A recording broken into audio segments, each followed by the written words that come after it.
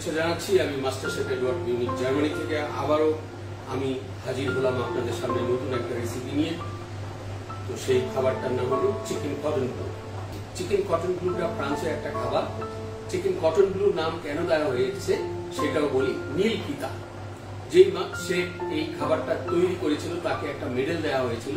নীল ফিতার মধ্যে মেডেলটা দিয়ে সেটাই হলো কটন ব্লু। ব্লু কালার ছিল বলে সেই জন্য।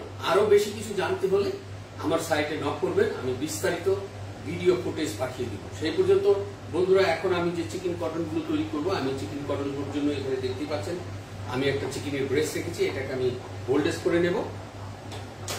সাথে রেখেছি ডিম, এটা দিয়ে আমি করব আর কোট করব, অর্থাৎ ফিল আপ করবো টার্কি হ্যাম আর চিজ দিয়ে, হ্যামেনথাল চিজ, ব্রেড ক্রাম এবং ময়দা রেখেছি। তো এইগুলো দিয়ে আমি তৈরি করবো। সেই পর্যন্ত বন্ধুরা দেখতে থাকবেন। আর আমি যে গার্নিশ করব সেটা ম্যাশ পটেটো, দেখতেই পাচ্ছেন বয়েল হচ্ছে। আর ছোটখাটো গার্নিশ যেটা আমি করব সেটা দেখতেই পারবেন। বন্ধুরা দেখতে পাচ্ছেন আমি একটা চিকেন ব্রেস্ট এখানে রেখেছি। চিকেন ব্রেস্টটাকে আমি বোল্ডেস করব, ঠিক এইভাবে কেটে নিলাম। এই জায়গাটার মধ্যে দেখতেই পাচ্ছেন এখানে জয়েন আছে, জয়েন থেকে মাংসটা বেরিয়ে গেল। দেখতে পাচ্ছেন দুটো ব্রেস্ট আমি বের করে নিয়েছি। এখন এটাকে আমি পরিষ্কার করে পানের আকৃতি দেব, ছালটা ছাড়িয়ে নেব। দেখতে পেরেছেন আমার আকৃতি হয়ে গেছে। বন্ধুরা দেখতে পাচ্ছেন আমি এটার উপরে একটা প্লাস্টিক ফয়েল অর্থাৎ ক্লিম বলা হয়। এখন হাতুড়ি দিয়ে এটাকে পিটিয়ে লম্বা করব। পানের আকৃতি হয়ে গেছে। এখন বন্ধুরা এটাকে একটু সল্ট দিয়ে ম্যারিনেশন করে নিলাম। বন্ধুরা এই ব্রেস্টের মধ্যে সামান্য একটু পেপারও দিয়ে দিচ্ছি। এখন এটাকে ফিল আপ করবো চিজ দিয়ে। এটা হলো এমেনথাল চিজ বলে, এমেনথাল। সো আমি এইভাবে ফিল আপ করে দিলাম।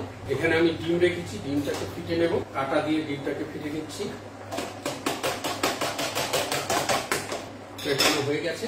এখন প্রথমে আমি এই চিকেনটাকে ময়দায় দেব। ময়দা দেওয়ার পর তারপর ডিমের মধ্যে ঢালবো, চারিদিকে ডিমটা যেন ভালোভাবে লাগে। তারপর ব্রেড ক্রামে ঢালবো। বন্ধুরা দেখতেই পাচ্ছেন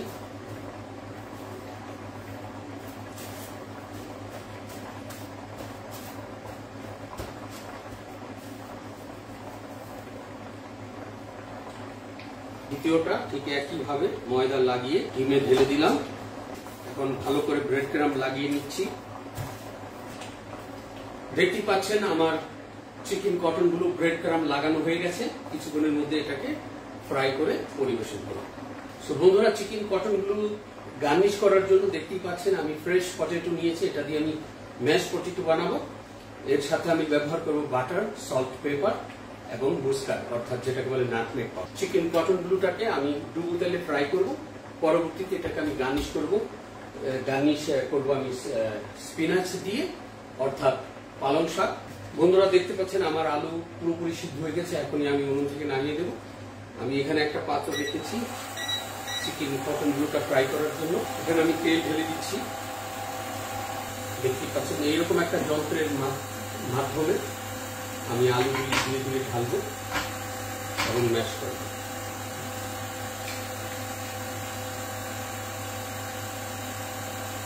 আলুটা পুরোপুরি ভাবে ম্যাশ হয়ে গেছে। তো বন্ধুরা এর মধ্যে আমি ব্যবহার করব একটু পেপার, সল্ট, পরিমাণ মতো, 15 গ্রাম বাটার, 10 গ্রাম দুধ।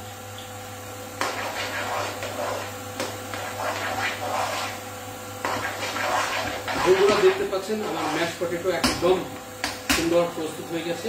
এখন আমি চিকেন কটন ব্লুটাকে তেলে ঢেলে দিই।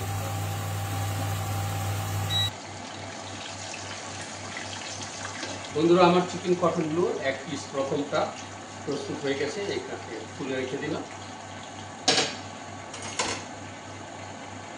আমার কটন ব্লু সেকেন্ডটাও হয়ে গেছে। বন্ধুরা অন্য একটা ফ্রাই প্যানের মধ্যে আমি পালং শাকটাকে একটু সতে করে দিই।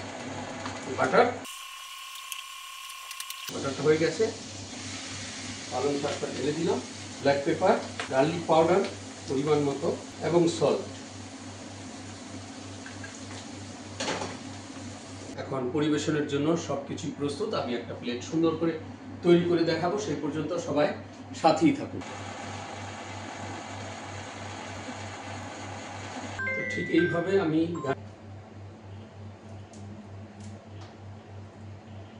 বন্ধুরা দেখতেই পাচ্ছেন আমার চিকেন কটন ব্লু পরিবেশনের জন্য প্রস্তুত। খুব সুন্দর একটা প্লেট তৈরি হয়েছে। তো ঠিক এইভাবেই আমরা পরিবেশন করে থাকি। যদি ভিডিওটা ভালো লাগে লাইক ও শেয়ার করতে ভুলবেন না। সেই পর্যন্ত সবাই সাথেই থাকুন। আবারও দেখা হবে নতুন কোনো রেসিপি নিয়ে। আপনারা সবাই ভালো থাকবেন এবং সুস্থ থাকবেন।